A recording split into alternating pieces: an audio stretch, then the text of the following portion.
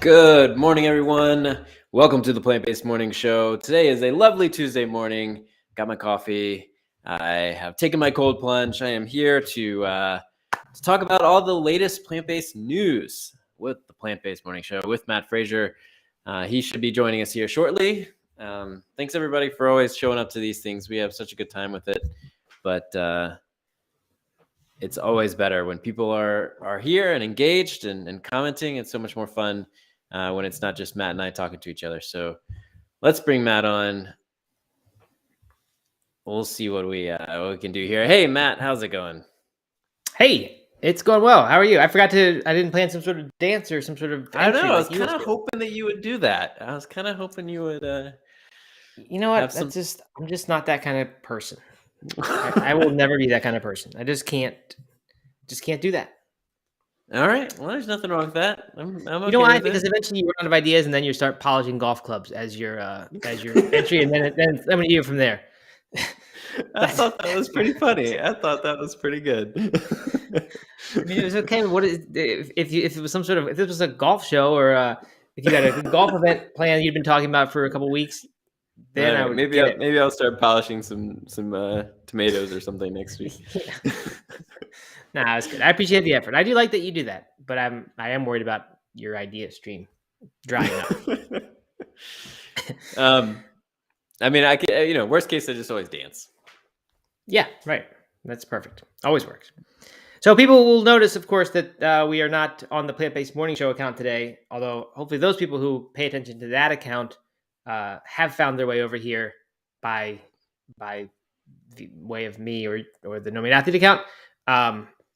I don't really know if that's right, but anyway, we're just trying to get these live numbers up. The podcast numbers are always great, like I say, but the live thing, I don't know. We've had trouble since Germany. We were on a good little trend there, but now recently it's been hard to get people to come live.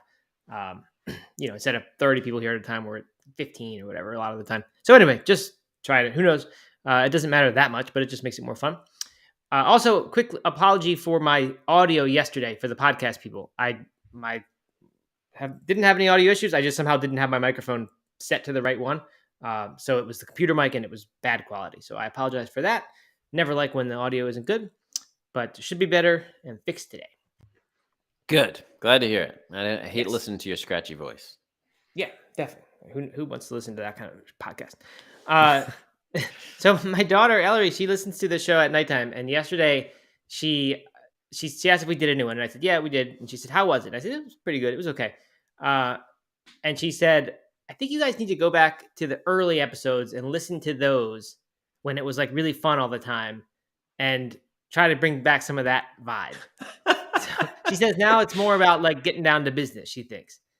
Okay. Interesting. Which might be true. I don't know if that's true. I mean, I think nowadays we do have a more of a stark contrast between the introduction and then we say, okay, let's get started with the articles. Whereas before maybe it was just blended together. So it sort of maybe felt like it was all one big fun, unorganized thing. I don't really know. But I think it's a good point. And I do we're still trying to find the balance between like this, I don't know, being serious with actual content that is useful to people and isn't just about eating junk food. But that's kind of where like most of the fun stuff is. So I don't know. We need to figure it out. And I wondered if we should survey audience people and find out what people really want this show to be. I mean, it's fine. We're just trying different stuff. But like, so yesterday I had this Joel Furman interview, which I said I wasn't sure if it was going to happen or not, but it did. Right. He emailed me at like 12:02 and said, hey, where are you? And it turned out the link he had sent the previous day didn't arrive. So we did it. And I was asking him at some point, I asked him a question. I said, I'd like to ask you this. Like we eat a really healthy diet, but we're still tempted by the Impossible Whoppers and stuff. Like I've read before that you said 5 to 10% of that stuff is okay and maybe indistinguishable in terms of health from 100% plant-based or nutritarian diet. I said, is that like still your viewpoint? And what is the exact, I don't know, like how would you say it? How much is okay? And he said, that is what I used to write. And so I got excited thinking that maybe he was going to say like, you can have even more than that. Now I double it. Yeah. But he said, I've realized that there's really no reason to tell people to eat any of that stuff because it's for too many people, it's too likely to be a trigger food. And if all it adds to your life is a little bit of momentary joy, and whatever, if that even is joy, uh, and risks this slippery slope of having more and more, or triggering you and you're suddenly back, he said it's just not worth it for people's health, like to let that be in your diet. And the alternative is don't have it at all, so that you lose the taste for it and you really stop even wanting it, which I think is largely true. Maybe not entirely, but he said, the less you have it, the less you'll want it. Whereas if you have some, as we've seen, you start wanting some more. So anyway, I thought that was interesting. And then at the end, I mean, we talked all about, as I said, like I have these dual personalities where like I'm this health person, but then this show is just us goofing around talking about the fake meats all the time. Sure. And at the end, he was like, "So where's your stuff? Where can people find you?" And I was like, "Well, I have this podcast, No Meat Athlete." I mean, he said that, and it was cool. He knew No Meat Athlete. It was surprising that we never had gotten in touch, and it was really neat to talk to him because I've looked up his stuff forever. But so like because of all that, and because of this little vibe of like being the health guy, I was like, I so quickly mentioned the show, like, we do this thing in the morning, but like it's the people here are not going to want it. It's not your kind of you talk down on it. Yeah. I don't think this is what people listening to this are going to really be that interested in, because we talk about fake meat all the time, and I blamed it on the headlines. It's like because the headlines are always that, so that's all there is to talk about, which is true. But I was like, I don't think this is. I don't know. I was just embarrassed. Wow. I know. So that gets at the heart of this dilemma of mine. Like I want the show to be fun and about that stuff. I also just don't want it to be just that. Like I don't know. I want it to actually be contributing to people's health, not the opposite. Yeah. Okay. I mean, I definitely 100% agree with you on everything. And that is the dilemma is like, do we choose articles that are, about some sort of health news or some ingredient that they've, that Veg News has kind of published a little piece on or something like that. But these aren't as sensational. They aren't as exciting as the latest meat trend. So, I don't know. It's tough, but I like to think that we're helping people by just making the diet more approachable and more fun, and keeping them excited about going plant-based and being plant-based and being vegan. So that's what I'm like counting on. Yeah, hopefully there's net good. I mean, there's like certainly some people shouldn't listen to this kind of stuff, but for most people it's fine, and you can hear some of it, and you can regulate how much you have of these things, and it's fine. So I do think it's right. Anne Marie says, I eat a whole food plant-based diet and I enjoy the show. So that's a good example, right? You even if we're the ones who eat this stuff and talk about it, or not even, we just let Veg News talk about it and then we talk about that, that's fine too. Here's the other thing that I have found to be the case for myself, which is that suddenly talking about a vegan diet and talking about stuff with non-vegans has gotten way more interesting, because if now someone like just kind of mentions it or whatever, then like I'll transition into cultivated meat or 3D printed meat or the latest food trend, and we talk about it and they get excited about it and they can kind of relate about it, and like we just have these much more engaging conversations around food than maybe we used to. So I think that's good, a positive thing. I think that's a good point. I've noticed the same thing. Being up on the latest stuff definitely does make it easier to find common ground or just understand the landscape. So I've had some good conversations about environment stuff with relative to the cultivated meat, and how even if you don't believe in climate change, like there's just not enough room on the planet for the amount of meat that is going to be desired by people. So as some other countries' populations grow. Anyway, a lot of interesting facts that we've learned. Hey, so before we move on to the headlines, though, what's your take on Furman's new advice? Are you going to change your habits? Are you gonna? No, I'm not gonna change my habit, because I know now from years of experience that I don't really have any food trigger issues. It's fine. We have slowly eaten more as more of it becomes available, and we talk about it, and I like to go try it. But I've even noticed with the show, like although my interest is there and I try new stuff, I don't really rebuy any of it. It's just fun to try, and it's not a huge part of my diet.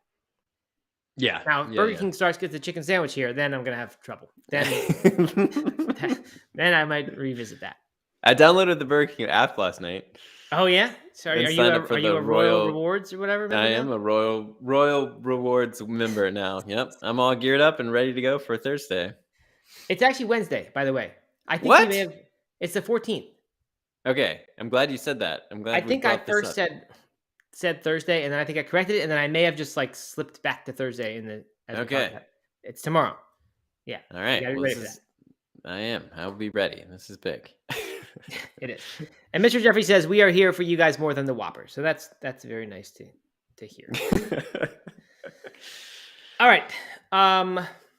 Jumping in. Any news from you, Doug? Anything else additional that's good? Oh, by the way, I had. Go ahead. You tell yours, and then I'll tell you what I did. I tried the IPA, the Athletic Brewing IPA. It's another seasonal one, so it's not their like standard IPA. And I actually like it. I finished. You know how yesterday I said I didn't finish the I don't know Modular. darker one. Yep. Well, I finished this one, which I thought was kind of interesting. It tasted. It almost felt more like I was drinking a beer than the other one, than like a really warm, nice drink. So Makes sense. yeah, So I liked it. I liked it a lot. Yeah. Good. All right. I saw Bianca said she was going to order the dry January pack, even though she's not doing a dry January. They have a 36 pack, I guess you can get. That is, I don't know what it is, but I'm curious about that. I don't think I'm going to do a dry January, but honestly, the idea is not a terrible one. I think it'd be kind of cool. Yeah, so we'll see. But anyway, there is that, and our supplier Helen. Unfortunately, I don't have her code in front of me. She has a coupon code. It might be Helen20, HELEN20. That'll save you 20% on your first order. She asked us to share it, and I'm happy to share her code. I just don't know if that's it because I didn't prepare to talk about this today. So we will talk more about this thing, and we will give you that specifically. You can always plug it in and see what happens. So that's that. I made a soup last night, Doug. I was going to tell you because we were talking about soups. We had that article about the possibility that vegan or plant-based soups may be better than the keto diet as far as weight loss goes. And honestly, that was just sort of the headline. The real story was plant-based soups are a good thing for weight loss or a healthy diet. And so we just thought we need to be making more soup. It's a good thing. You can make it in large quantities. Winter nights, it's wonderful. Or lunches. So anyway, we made a tomato soup that came from that book. I have a book called Accidentally Vegan Italian Soups. I think I got it on Kindle, and it was like $2.99 or something. And that's like 30 good soup recipes that are authentic and, like it says, accidentally vegan. So I made a tomato soup from that. It was actually very good. It was nice. Awesome. Mr. Jeffrey just put the thing in the show notes. So I will put Helen's code in the show notes. Yes, and then I'll repeat it another time when I'm looking up at her Instagram now, but I'm not seeing the code. So you can be on Instagram while you're on your phone or doing this live. I'm Instagramming on my computer. Okay, cool. I'm also TikToking, live streaming, Facebooking, doing the whole thing. Good for you. All right. Maybe I can pull up. Oh yeah, I got it. Okay, here we go. It's Helen D20. HELEND20. And that's 20% off? 20% off your first order. And I think Helen will get a credit of some kind for referring us. And that's good. She should, because she's the one who supplied us with this stuff. Awesome. Okay. So anyway, let's see. One more thing. Mr. Jeffrey says, as a complete coincidence, his wife suggested last night that we make more soups over the winter. Yeah. Maybe she's listening to the show. Maybe it wasn't a coincidence. Maybe. All right. Well, let's see here, Doug. My mom sent me an article this morning, which I think I had seen before in a different source and hadn't stopped on it for some reason, but now I found it interesting. And the headline here, I guess maybe having to do with my conversation with Furman yesterday. This is from nutritioninsight.com. Highly nutritious meat substitutes on the market cannot be absorbed by the human body, study flags, which is a completely wrong, misleading headline. Yes. In a couple ways. And there's several misleading statements in this first paragraph or two, but anyway, keep going. Yeah. And so I don't think this is meant to be an anti-vegan, thing, because I'm pretty sure this is a reprint of the article that I saw somewhere else. That's a site that is, usually just very good, unbiased. They just share a lot of good news or interesting news. So it says highly nutritious meat substitutes, which it's a weird sort of judgment that they're calling meat substitutes highly nutritious, and then saying that the meat substitutes cannot be absorbed by the human body, which is just false, right? I mean, of course, the food is absorbed by the body. Right. What they mean is that there are high nutrient content. Specifically, they're talking about iron and zinc in plant meats, and that's because they accumulate during the process of protein extraction, right? So you take a bunch of plants, a large amount of plants to make one or two, not one or two, to make a much smaller amount of vegan meat, right? They're extracting protein, and in doing that, somehow, I guess a lot of the zinc and iron comes with it, so you end up with a lot of those high content in the plant meats, which sounds like it could be a good thing, and that's what they mean by highly nutritious. But they also contain phytates because they're made from grains and beans, which contain phytates. And those are known as anti-nutrients. This is not pseudoscience. It's a real thing. They block the absorption of these things. That's why vegans, for example, need to supplement with zinc. Or I don't know about need to, but many choose to, and that's why we put it in Complement. By the way, Complement is the sponsor and the company that makes this show possible. It's our company. Anyway, we put zinc in there because you can get zinc from beans. It's just that you don't absorb very much of it. So that's why a lot of vegans choose to supplement with zinc. So I believe this is totally accurate. I'm not sure, Doug, what you want to call it as the false statements, but that's the idea, that these things, the anti-nutrients, the phytates, will block absorption of these. So although they're high in iron and zinc on the label, they're not actually useful. And the story is almost the same with protein. Like if you're talking about a wheat gluten source, which certainly not all plant meat is wheat gluten, but if it is, the protein digestibility score is something like 50% for wheat gluten. So you get about half the amount that it actually says. So that's really the news. And I don't know if it is news per se, but I guess it is, because although maybe people suspected this, now they actually know. I mean, I think it's good to call out, right? I mean, because if you look at a nutrition label and it says it has a bunch of these nutrients in it, but if they're not very bioavailable, then it's kind of, it's not misleading because it's the actual facts, but nutrition facts. But it's good to know. Good to know. Yeah, exactly. Right. Interestingly to me, there were two exceptions. They looked at 44 meat substitutes sold in Swedish supermarkets, made mainly of soy and pea proteins, but it also included fermented soy products of tempeh and microproteins, which are fungi, which is like what corn, QUORN, that is microproteins. And that's also where a lot of the technology is happening in plant-based meat stuff with the precision fermentation stuff. They're often involving the mushroom or the fungus proteins. So those, by the way, those last two, the tempeh and the microproteins, those did not suffer from this phytates issue. Probably because, I'm not sure why tempeh doesn't. I think the fermentation of it may be the reason why it breaks it down. And the microproteins, I'm guessing mushrooms just don't contain high levels of phytates, because phytates are, I didn't know this, but they're storage units in cells, I guess, or maybe they are cells that are storage units for phosphorus, I believe, in the cell walls of grains and beans and things. So mushrooms maybe just don't have that. Okay. Well, that's interesting. Yeah. Another check mark for corn. Yeah, I know. I was thinking about that. I was thinking it's a good reason to eat a little bit more of that. Yeah.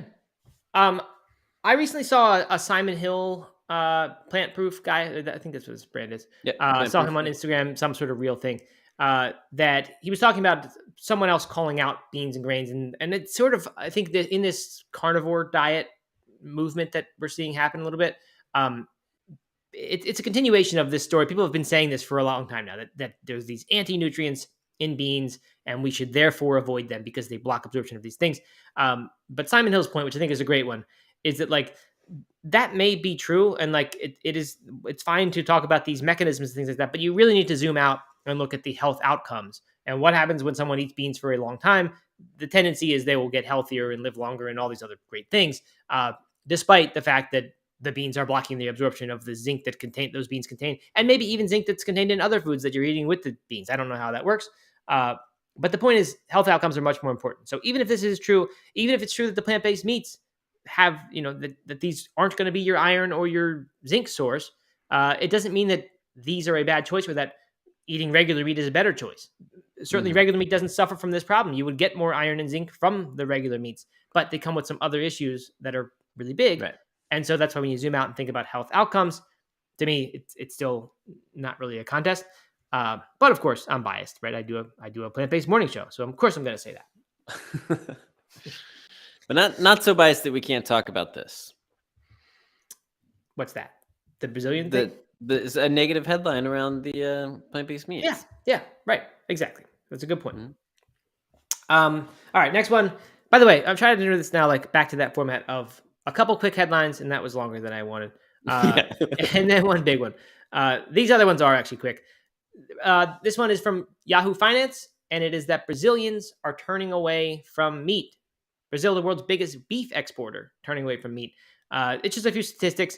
90% of Brazilians, I guess, sorry. 67% of Brazilians ate less animal protein in the past 12 months than the year before. And 90% of them don't want to return to their past meat eating habits. The change was motivated, it seems, largely by cost, but there were other factors as well. Some just said intrinsic motivation, whatever that means, or self motivated. Others, was there another reason, Doug? I don't remember. I don't know. It was nothing shocking. No. But it might have been environment. But I think it was health. It was a third of them said it was health concerns. And so anyway, not that many want to go back. Only 7% want to eat more meat than next year. And 93% who are buying less animal, of the ones who are buying less or less, say they want to keep their current diet or reduce meat even further. So it's and a lot of them, I think a third of them who reduced it were saying they had replaced it, a lot of it, with plant meats. So it wasn't just a simple change of taste. A lot of people are deliberately choosing these plant-based meats. And so that's interesting because, like, I don't think for the most part the plant meats are cheaper than regular meat by the pound. It may be true in some cases, but anyone who falls in that category to me is doing it for health reasons. Yeah, which is fine. Not inconsistent with the numbers they reported there. But I think it's interesting. I mean, Brazil is known, at least to us, it is known as like a big meat country, right? Brazilian steakhouse, and they're just big. I would assume big cattle farming country. And I wondered if like the countries where meat is like a big part of the culture and it is just a thing that has been there forever, like maybe they're going to have even higher interest in these plant-based things because it's like it's more of a statement and more of a cool, different thing to do the opposite of what you were raised doing. Interesting. And I just like the young hip crowd is gonna rebel against their parents. That's what I thought. I thought maybe veganism traditions. just seems a little cooler if it's like completely opposed to what is such a deep thing in your culture. Certainly would be more polarizing. You'd have a lot of people who are against it. But I just wonder if there would be more passion there. Brazilians they're passionate people anyway, right? They are, yeah. Yeah, I don't know. It's a good question. Very interesting. What I found kind of interesting, all right. The fact that they're the world's biggest beef exporter and the fact that they're turning away from meat, to me, is like those are two different things, right? Their personal eating habits, and then the fact that they just happen to be able to raise a lot of cattle because they have a lot of land to do that. True. Those are two unrelated things in my opinion. But when I do think of Brazil and food, I think of Brazilian steakhouses and like big slabs of meat that they cut off on the table and that kind of thing. So, and I don't actually know how accurate that is, but I guess the leading exporter, so that's it must be a big part of the culture. But like you said, may not mean it's how people eat. But yeah, I think there's the stereotype, so it probably is how they eat. Have you ever been to a Brazilian steakhouse since you went vegetarian? Like, no, I don't think I've ever went to a Brazilian steakhouse. Period. I don't just think I never. Oh, really? Never had. Yeah, they weren't like, at least as far as I knew, they weren't cool yet. I went to one in DC as a vegetarian, so this was before I was vegan, and it was with a group of people, and that's where they wanted to go, and they actually had an amazing salad bar. I have to give it to them. They did they had a very nice salad bar, but it's kind of, I don't think I would be able to go back to one. Yeah, a lot of visual component of the meat carving and stuff. Yeah, I mean they literally just walk around with skewers of meat, like massive swords of meat, and then just I don't know. You should have done the Veg News Thanksgiving tip where you position yourself and you request to be seated in a way where you won't you can't the meat. That's a good one. Mr. Jeffrey adds here, the president of Brazil is fairly controversial, and one of the main things he wants to do is increase meat production at the cost of the rainforest. Maybe the reduction is a form of protest. So that's a great point. It's possible that is, and that would tie in sort of with what I said, right? With something so near and dear to the culture, that this would be kind of a protest. Very possible. All right, jumping around, celebrity news. Back to celebrity news. Bear Grylls. We mentioned him last week. I believe I called him Bear Grylls. It says the headline is he says this is from Plant Based News. He says broccoli can't defend itself, and this is I think since the news came out. Although I remember seeing this quote, so I don't know where. But when the news came out, it was just that he was saying whatever the vegetables made him. He realized vegetables aren't as healthy as he thought, and they're actually not very healthy at all. So now he mainly and he says in this new thing he eats steak and liver with honey and a whole bunch of eggs. And then they asked if he really eats that every night, and he said twice a day he eats steak. So I don't know about the other stuff, the honey and the eggs and the liver, but twice a day. He used to be a vegan author. He wrote a book about juicing or plant raw. I don't know. But now he's totally opposed to it. This, of course, is the survival guy, Bear Grylls. If you're like me and you don't know what people do.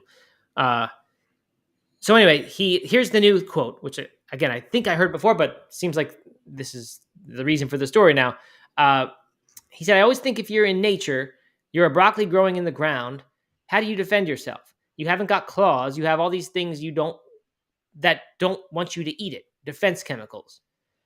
And that's kind of where that ends. So I'd like to know what the point is and where he goes further there, because later on, Plant Based News goes on to say that they doubt the farmed animals he's eating had much ability to defend themselves either.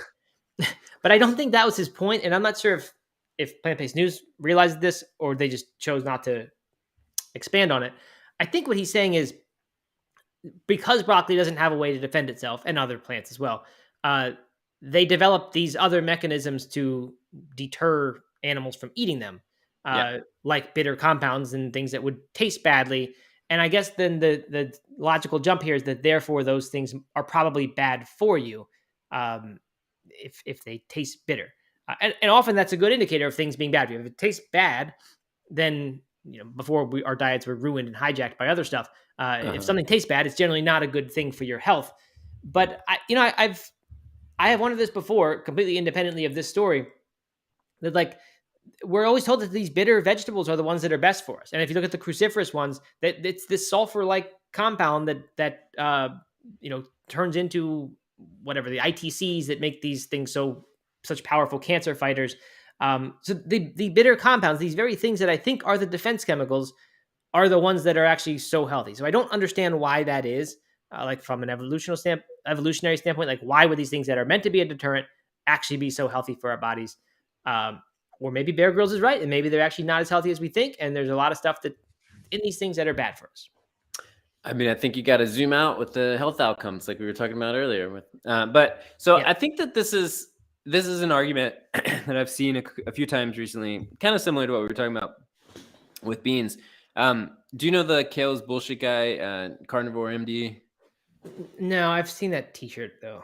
I think his whole thing is really about this, that like fruits are good because they're the whole purpose is to entice you to eat them and then poop out the seeds. They contain seeds. Yeah. But then all things like kale or broccoli, that's BS because because their defense mechanisms are they're intended, they want you to not eat them. Yeah. And so therefore you shouldn't eat them. That's kind of his argument, which of course is BS itself for many reasons when you zoom out and look at the health outcomes like we were talking about. But I think that that's probably what Bear Grylls was going for here. Just didn't say it as eloquently as Carnivore MD. Right. Yeah. Yeah. Well, that makes sense. I would love to. I mean, that intrigues me, and I think a lot of times you actually can learn interesting stuff by following those evolutionary kind of lines, which are just a lot of it's theory, right? There's no proof that that's how it happened, but we can put together a story, and often it is probably right. Like the fruit thing, right? That I think the fruit is sort of the sex organ of the plant, and it's large and it's colorful and it's meant to entice you to eat it because that's how the seeds will spread. Seeds, of course, are they're built to pass through digestive systems, largely undigested, many of them anyway, so that they'll be spread around. So it's very, a beautiful thing how that works. I just don't understand this thing. Like I need the explanation for why these things that are meant to be defense chemicals, why they would actually be good for us. You're right. You look at health outcomes, but I wish I could complete that story. And maybe someone will know. Maybe someone here can tell us or send us a message or something, because I would love to hear that. but because I do think it's a compelling argument. But like you said, this is how you fall into traps when you take these evolutionary stories. I think the fruitarians have suffered from this a little bit, and the paleo diet, of course. A lot of these are marketing stories that are nice, but when you back up and look at the health outcomes, it's actually not true. But okay, so here's where I don't understand. Tigers or animals, right? They do have defense mechanisms in the same way that plants do, just in the form of claws and pinchers and sharp teeth and everything like that. So does that mean you're not meant to eat them either? Like, what's the difference? The difference is that you're not eating the defense mechanism. Right? The plant defense mechanisms go into your body. A tiger, all you have to do is get past the outer layer, and then you get to the soft flesh, and you can help thrive. Okay, all right, you're exactly right. That makes sense. But anyway, we need to know more about that evolutionary story. Okay, so moving on from there to the main event of the day. Veg News has a new article. It's called "I'm Vegan, but this Ashton Kutcher-backed cultivated meat made me think twice," which is an interesting headline. I didn't really understand what it meant at first or what the implication was. At first, I thought it meant that I'm vegan and this Ashton Kutcher cultivated meat made me think twice. Like, this made me think that is not a good thing for vegans to have because it's so... I don't know. I was confused. It's by Anna Starostinetskaya, who's... we read a lot of articles from her, but I've never tried to pronounce her last name. Yeah. I think this is a great article. Let me summarize it quickly before I tell you why I like it so much. She basically talks about how she went to Stakeholder Foods, which is what Bianca's newsletter she sent us the other day, where they had this crazy 3D printing bed something technology that was happening. Well, it turns out they don't just do cultivated meat, Doug. They also 3D print that cultivated meat. So they get the inputs, they grow those inputs in the lab, and then they 3D print them into whatever shape they may want. Interesting, because I kind of always thought you had to have the scaffolding in place or whatever that you'd grow the stuff on. The meat would be in the shape that it is, and then you just cut it up and eat it. But they wanted to up the sci-fi level just a little bit more. It wasn't quite sci-fi enough, so they had to 3D print it. Well, there's much more gourmet food potential if you get away from the natural structure of these things, right? You take the same basic inputs, but now you can shape it any way you want or make it a foam or who knows what else, I'm sure. Dinosaur. So lots we could do here. But so they're doing that with the cultivated meat, meaning grown in lab, starting from stem cells of animals, I'm sure. But making meat without animals suffering largely.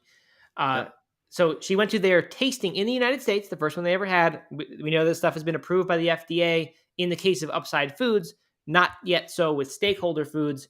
But they all think it's coming. They're working with the FDA and the food or whatever the other organization is that they need to pass. So it's happening. It's coming. Ashton Kutcher is an investor in this one. So anyway, Anna went and tried this in a couple different forms. She tried it in bao buns. She tried it in lettuce wraps. And then finally she tried it in skewer, just right on the, just big piece of meat on the skewer. And she said, and it made me think twice. And she doesn't really go on and explain too much what that meant. She just sort of implies what it means. She, of course, is vegan. I think of Veg News all the time, and I criticize Veg News sometimes for being too vegan in the way they report the news, right? They're too pro-vegan. They don't often seem to want to tell the anti-vegan stories like the Bear Grylls thing we just said. Plant-based news tells that stuff. Veg News doesn't. They stay away from it, which is fine. I get it. That's not why they exist. They exist to promote this diet, and this, the way they do it is this way. So I just think of the writers there as like hardcore vegans, and maybe that's not accurate, but I think of them as people which is why I was so like moved a long time ago when they wrote the article about the Impossible Whopper, saying, I don't know who wrote it, but it was Veg News published it, saying, it's not a vegan choice to choose make your Whopper be microwaved instead of fried on the same grill as everything else, or whatever it is, grilled on the same grill. Because no other animals are dying, and it's a personal health choice, or a personal purity, but it's not really saving animals. So I just thought that was kind of brave of them to publish that, when I think of them as such a, I don't know, you just got to be, I feel like if you're a Veg News writer, you must have to be very careful not to step over the line too much. Or do you draw a bunch of criticism from this audience that I think has come to expect very, very pure veganism? So similarly, I think this is a very, very brave thing to write. I'm trying to find the specific line. While I look for that, Doug, any thoughts or response so far? Well, just that she liked it. Yeah. I mean, and I mean, I don't know. I mean, I guess I don't want to like go into the rest of it that you haven't talked about here yet, but I thought it was uh, she was she wasn't sure how it would make her feel. She was concerned that it would be kind of repulsive a little bit, or she'd have some Right. sort of gag reflex, and didn't. That she Right. quite enjoyed it. Yeah. And she said she didn't go vegan because she didn't like the taste of meat. She did it for Hmm. ethical reasons. She knew too much about how meat was made, where it came from. Um, Hmm. and it wasn't that she didn't like meat. So here's where the line she says. She said, "So how does cultivated meat fit into my vegan lifestyle, given that it is technically not even vegetarian? It has to do with the definition of veganism itself that tasks vegans to choose a path of as little harm as possible." And then she goes on to say basically that I think she's saying because she does this as her job, her path, her way to be the best vegan she can is to share this type of stuff via a news outlet with vegans and also beyond vegans. So I think the implication, which she doesn't write this specifically, and I apologize if I'm wrongly assuming it. I think she's saying that even if I need to do something that is not purely vegan or even purely vegetarian, as she says, if that is going to limit or lessen animal suffering as a result of my being able to try it and then share with the public, then it's okay for me. So I don't like that because it's not a green light for me to be able to eat this stuff unless I'm saying I'm in the same position, right? You're just looking for Veg News to give you the green light. That's No, of course I don't mean for me specifically, but what I did mean is like for vegans specifically, Mhm. like can we all take this and say, this stuff is happening. It's minimizing the harm to animals because all it's requiring is stem cells, and I think it's getting much more whatever the word is, humane, the way they are getting those stem cells from whatever they need to get the Yeah. meat, cultured meat going or cultivated meat going. Um, and so I thought at first she was saying, like if from a practical sense, if we can get actual meat and things can taste much better and all this, then like it's okay for us to do this and still call ourselves vegan. She's not really saying that. I think she's saying that since she's a professional, for her it's okay. But anyway, I again applaud her. I think it's very, very brave to say that. I think surely some vegans will read that and hate this and say, "How can you call yourself a vegan? You're not a vegan. You're not even a vegetarian. Right. What's wrong with Veg News?" I mean, all this stuff. And so I think I really, really like that she wrote this, and I think it's like I said, brave to do this. I think that she is giving you the green light because you're a professional too in this space, and so if you for you to be able Yeah, to talk about it. No, but look, and like we've said this about cultivated meat before, with just why we're so excited about it, why we're so into talking about it, because it has such massive potential for achieving one of the biggest things that this movement is trying to achieve, which is lessening animal suffering, helping yeah, the environment. It has the potential to have some positive health impacts as well if they can make it lean, if they can kind of tweak it into different ways. So I am so excited about this coming into the world. Whether or not I eat it, I don't know. Like her, I think it'd be hard for me to pass up an opportunity to try it. But I think whether it not becomes a part of my diet, an ongoing part of my diet, I very much to be determined. But I think it's just such a good thing, and so the fact that Veg News and that we and that other vegans can talk about this type of thing, I think is really good, because once it becomes more of a reality, if people are choosing that, then they are advancing our movement in ways that they don't even know. yeah. I mean, this is huge. It's I don't know how soon it's going to be here. They talk a little bit about the adoption timeline that is expected, and it sounds to me like they're nearly certain. I don't know how the person knows this, but I guess they probably know a lot more than we do about how the market looks and what the arc of adoption is going to be. He said because of prices, it's not going to be cheap at first. Obviously, it's gonna become hybrid stuff. We're going to see hybrid burgers first that are plant-based meats, meaning not cultivated, not real meat, made from plant products, combined with this stuff so that you get a little more meaty flavor or texture, or whatever, but the price stays relatively low, which is interesting because I kind of figured that was a later stage thing, that they'd come out with the cultivated meat and then later they'd make a hybrid so that they can increase the health or whatever. But That's actually less interesting to me. I mean, obviously, I think it's good, but it's less interesting to me because, I'm much less interested in trying that because I might as well just have a plant-based burger, because they are pretty good and they scratch that itch in a way that, that like a bean burger doesn't. And so, why would I want to include some sort of animal product that's less healthy, make it even less healthy for me to eat? Yeah, I think that's a very good point. Yeah, I don't know that the health is going to be interesting here because so first of all, they mentioned that their machine, this is amazing, their 3D printer, you can dial up the amount of fat that you want in the meat. So you can get specifically the amount of fat content you want. Uh, very interesting. You can't do that with regular meat. But like I said, lots more flexibility you can do here. Mhm.